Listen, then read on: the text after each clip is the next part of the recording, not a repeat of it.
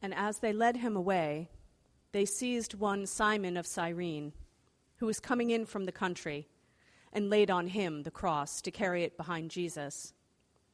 And there followed him a great multitude of the people and of women who were mourning and lamenting for him. But turning to them, Jesus said, "Daughters of Jerusalem, do not weep for me, but weep for yourselves and your children. For behold, the days are coming when they will say, 'Blessed are the barren and the wombs that have never borne and the breasts that have never nursed.' Then they will say to the mountains, 'Fall on us,' and to the hills, 'Cover us.' For if they do these things when the wood is green, what will happen when it is dry?" 2 others who were criminals were led away to be put to death with him. And when they came to the place that is called the Skull, there they crucified him and the criminals, one on his right and one on his left. And Jesus said, "Father, forgive them, for they know not what they do." And they cast lots to divide his garments.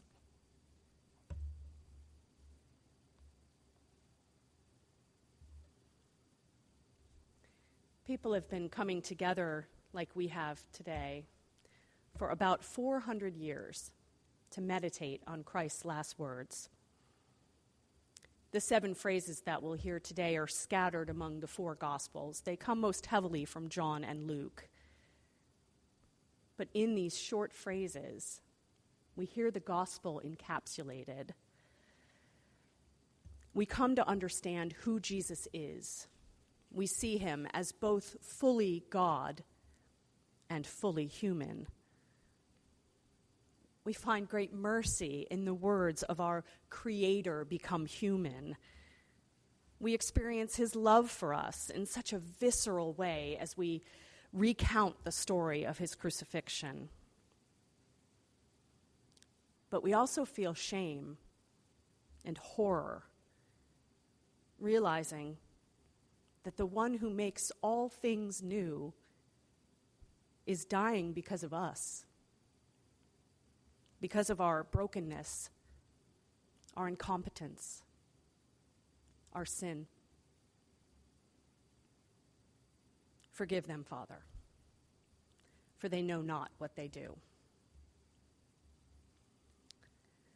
Last weekend, I led a big event for the diocese. We brought 70 people together to work with Pittsburgh Project to help vulnerable homeowners with home repair. It was the first time I'd led this event, and I did not know what I was doing. In fact, I made some pretty big mistakes, including not having a plan for lunch. I thought I had a plan for lunch, but I didn't double check. And so at 10:30 in the morning, I realized I had 56 teenagers and 14 adults scattered all over the city of Pittsburgh, working very hard with no food. Now what, huh? I mean, hungry teenagers are not to be trifled with.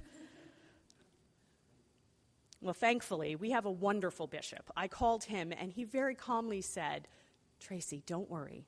I'll give you my credit card. Just buy everyone pizza."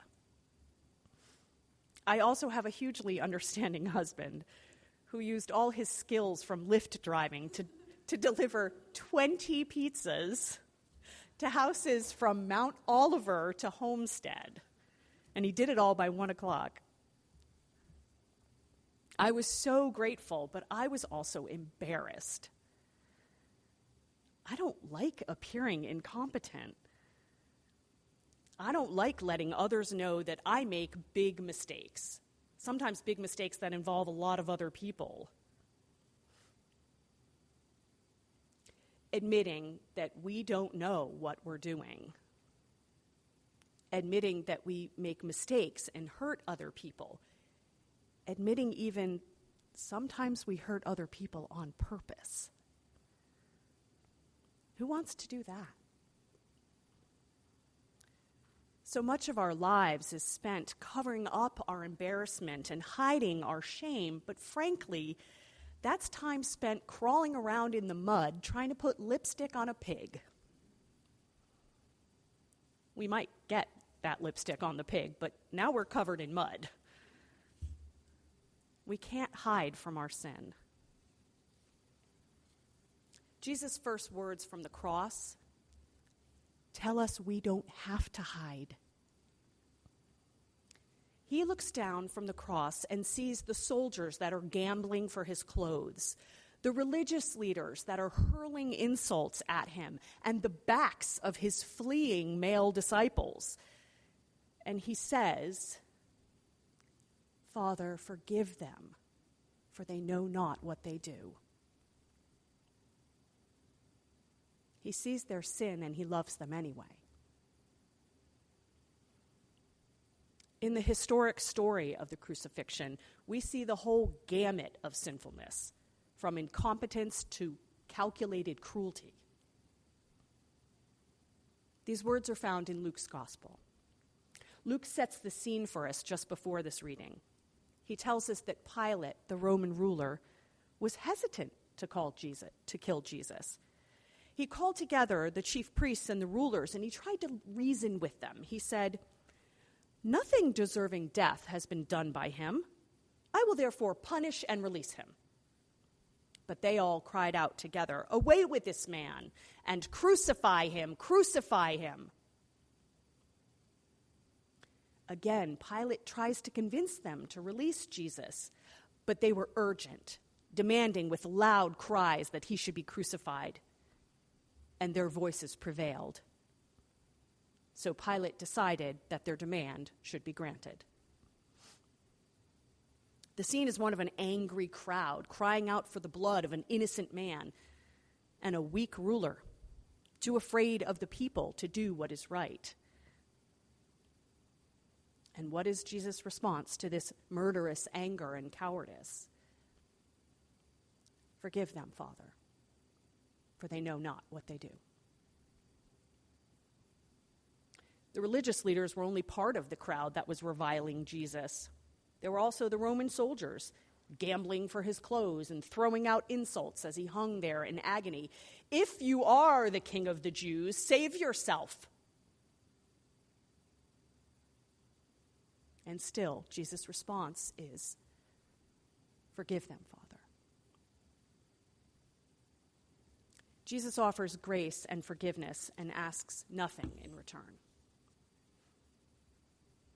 He doesn't demand anything from those who have put him on that cross. He even offers forgiveness to the ones full of murderous rage, to the ones full of power-hungry cowardice, even to the ones who drove the spikes through his body. If the Son of God can forgive even these, why do we think we're beyond forgiveness? Why do we try to hide and cover up our incompetence and our sin? Why do we continue to carry the heavy burden of shame when our Savior has promised us his burden is light? Hanging in agony on the cross, Jesus' focus is still on you, his beloved child. He calls to you with mercy and forgiveness. You need only accept it.